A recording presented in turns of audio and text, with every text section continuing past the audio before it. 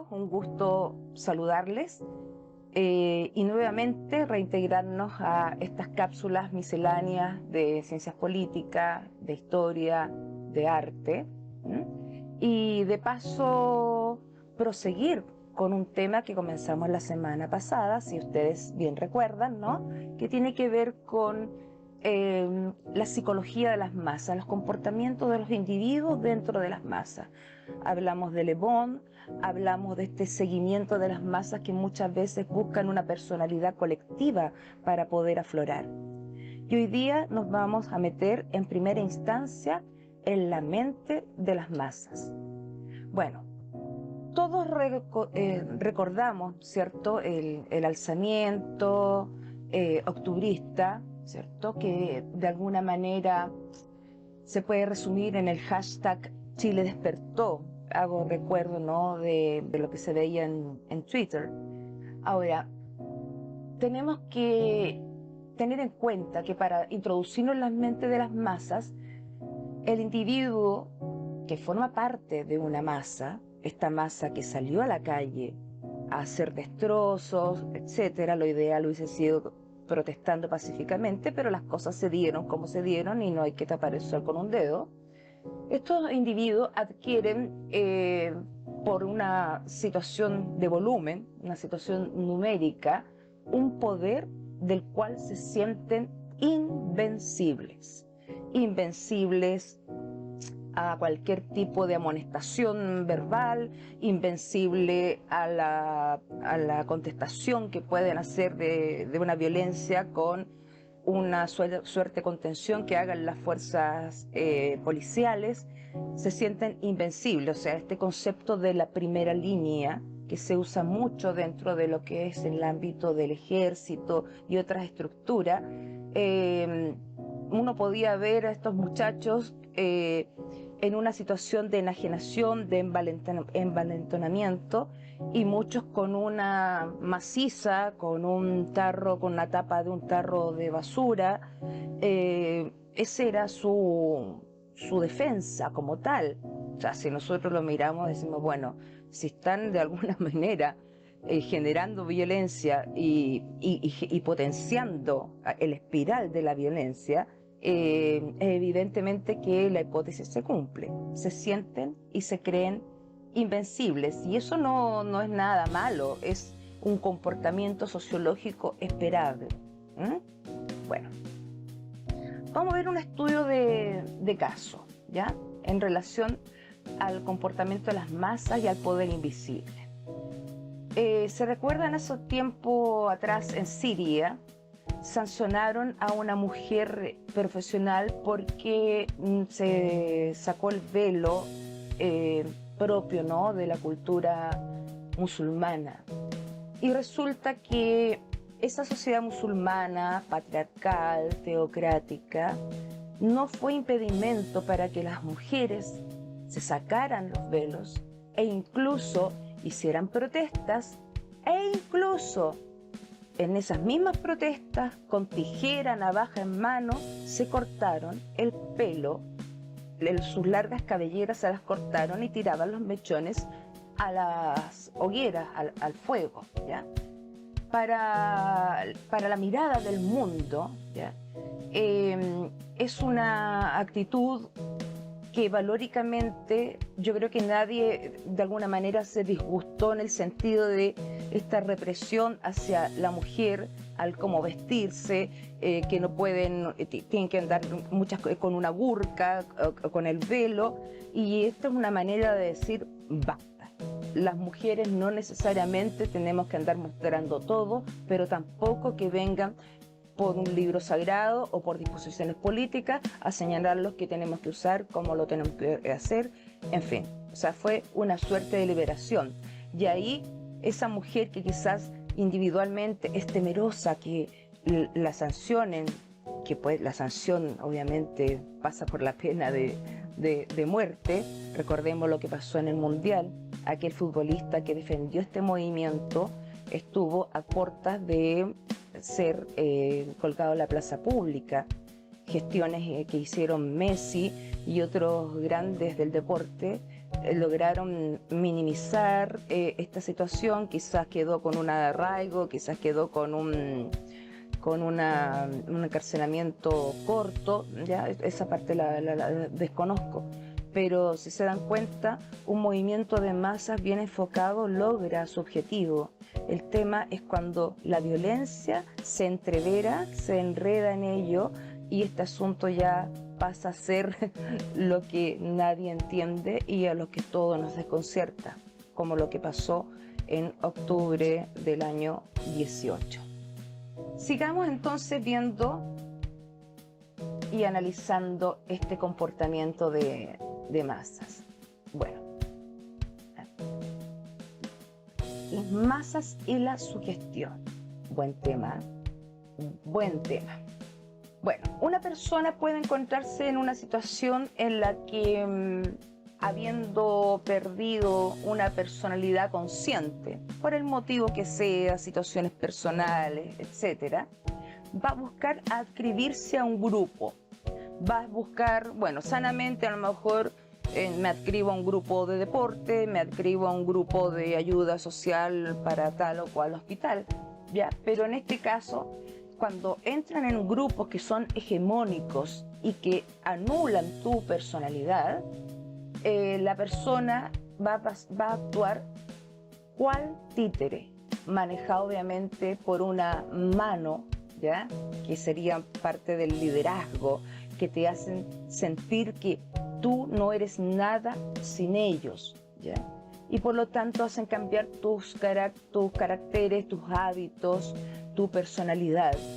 Fíjense qué interesante este análisis psicosocial, o sea, te hacen sentir que eres nada, tú te sales de este grupo, llamémosle de Lampa, llamémosle de un extracto político terrorista u otros, religiosos también, hablo de sectas, no de religiones propiamente tal, te hacen sentir disminuido a tu mínima expresión.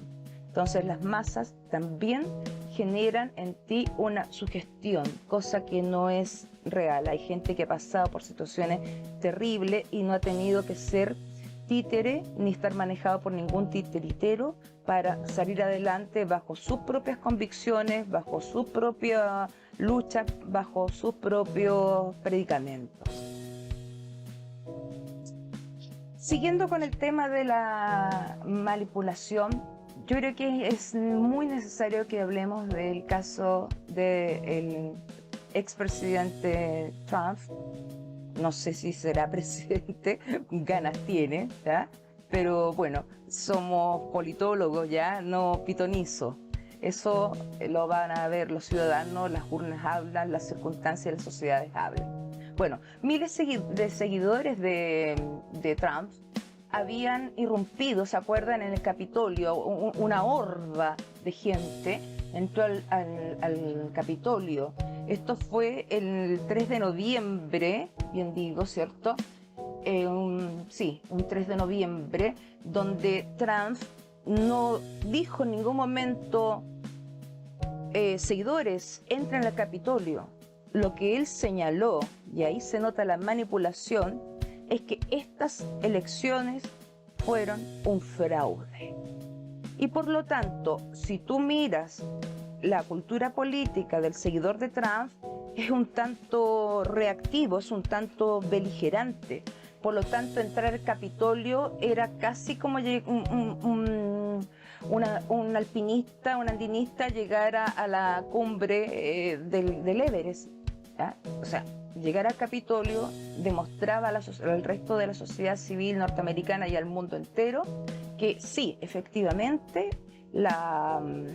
el triunfo de Biden, por ende la derrota de Donald Trump, fue un fraude.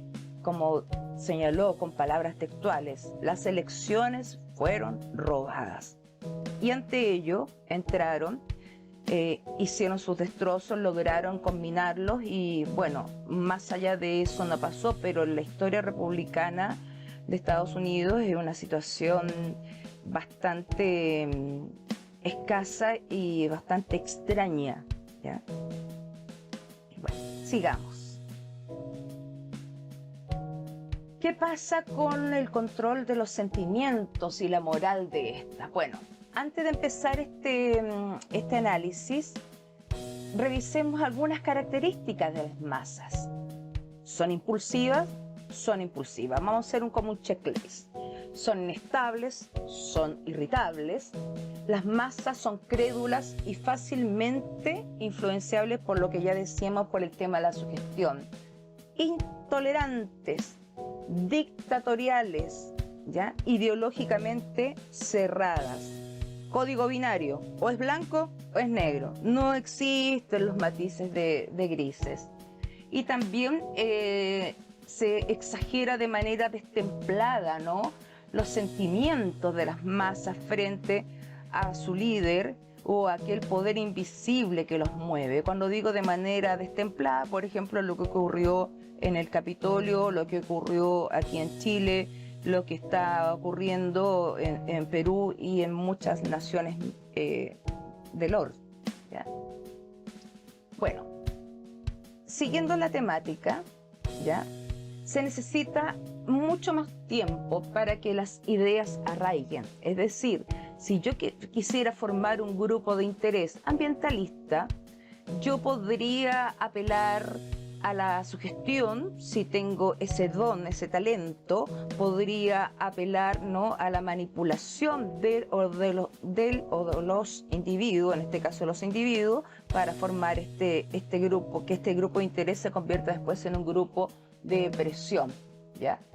Pero cuando ya un grupo deja de ser un grupo de interés, preocupación ambiental, deja de ser un grupo de presión, cívicamente vamos a las instituciones a plantear nuestros reclamos, a plantear nuestras posturas, a sentarnos en una mesa de trabajo, ya ahí pasa a ser propiamente tal una masa irracional y erradicar todos esos sentimientos, que fue un poco relacionado con el checklist que hicimos, es bastante difícil, más aún cuando hay líderes con carisma. El carisma tiene que ver obviamente con una personalidad atrayente, crédula. Yo creo que en este momento el mejor ejemplo que se me viene son las sectas. Me acordé de la secta de los davidianos, ¿no?, y esta gran matanza que se produjo en Waco, en Texas. El tipo tenía 20.000 defectos, pero... y un montón de gente, seguidores, niños. Ahí el tema era tal que si el señor Koretz, que Dios lo tendrá en su reino, o no sé dónde lo tendrá, hasta las esposas de los seguidores estaban a disposición del líder, ¿ya?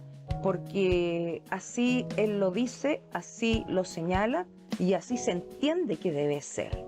Pues bien, es necesario, ¿cierto?, que entender que las masas también tienden a ser demasiado imaginativas, ven cosas que no ven. Y esto es como el teléfono.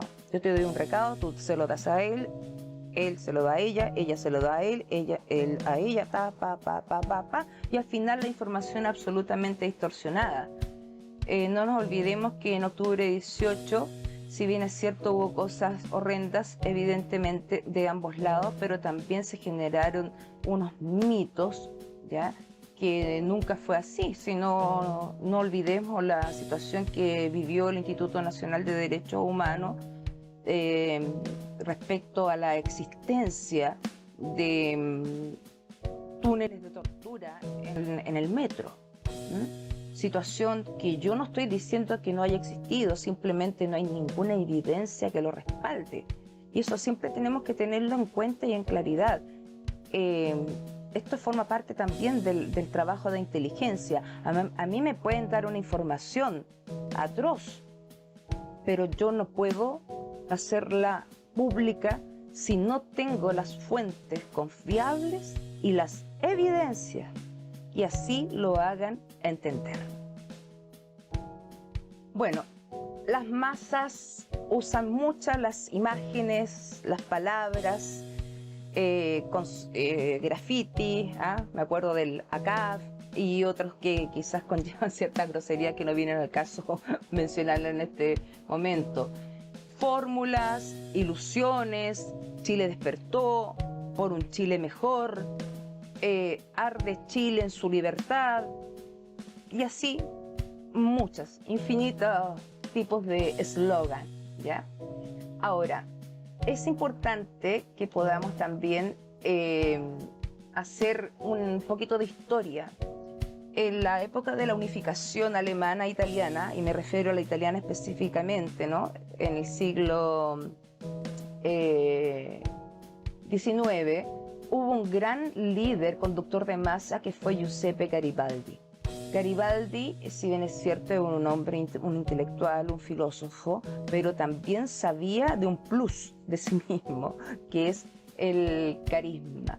Y a través del contagio, el contagio de un discurso, a través del contagio del convencimiento, a través del manejo psicológico, fue logrando su objetivo. Incluso Garibaldi estuvo ayudando a grupos liberales de corte anarquista aquí en América, específicamente en México, donde hay una plaza, la Plaza Garibaldi, muy famoso por sus mariachis, ¿ya? También debemos recordar a otros líderes conductores de masa, que no necesariamente llevan a la violencia directa, pero muchos de ellos sí lo hicieron, y muchos de ellos también fueron un poder invisible. Aquí tenemos que de alguna manera destacar Martin Luther King, Mahatma Gandhi, Ernesto Che Guevara, Frida Kahlo, Mao Zedong, Nelson Mandela. Pues bien, estos líderes tuvieron un carisma. Los caminos que tomaron para el convencimiento fueron diferentes. Yo no puedo comparar el rol de Frida, el rol de Gandhi, de Mandela, con el rol de Che Guevara o del mismo Mao Zedong, ¿ya? Entonces, cada personaje que va manejando a los grupos de masa también van tomando caminos que los vayan legitimando y que se produzca lo que no quiere que se produzca, que la gente se vaya desgranando, se vaya yendo del movimiento como tal, ¿ya? ¿Y cómo lo hacen estos líderes? Estos líderes van de alguna manera generando una repetición de concepto en sus discursos.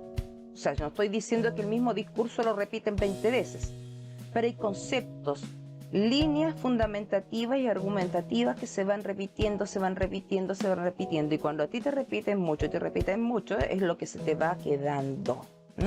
¿Qué pasa con una canción? No me voy a olvidar nunca la canción Jesus Beautiful, de David Blunt, si no me equivoco, un cantante inglés. Prendía la radio del auto, Blunt. Ponía un video en televisión, David Blunt. Nada contra el cantante, nada contra el tema, pero ¿saben lo que ocurrió en Londres? Consideraron que la canción ya estaba llegando a niveles de repetición casi patológicos. Gente que tuvo que ir al sillón de un psiquiatra, ¿ya?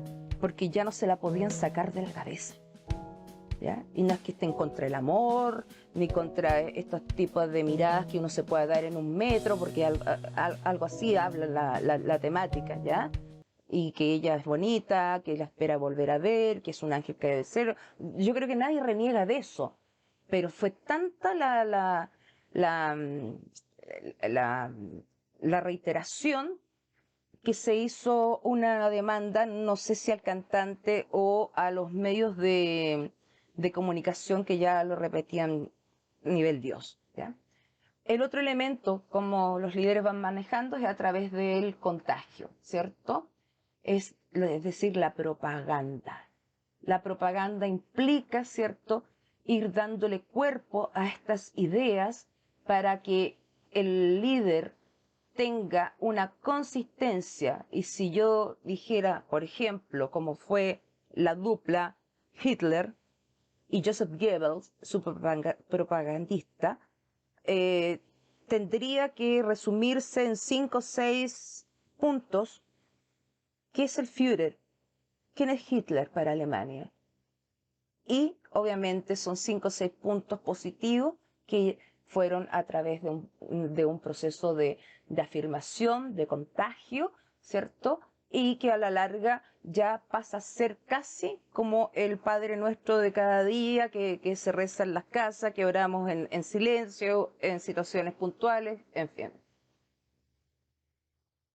Ya señalamos también, siguiendo con el tema de Alemania, no olvidemos que todos los afiches alemanes te señalaban a, a Hitler.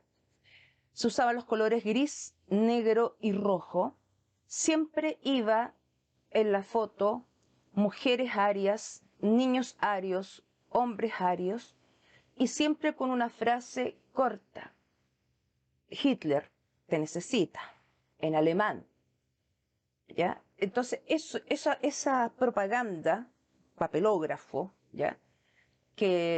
O octavillas que se llaman, panfletos, los iban dejando, tirando, y con eso iban exacerbando un nacionalismo, un apego, y obviamente en esta manipulación, el alemán de esa época sintió que todo que aquel que no fuese de raza aria era un enemigo, era una basofia para el proyecto del gran Estado alemán, de, en este caso, armar el Tercer Reich.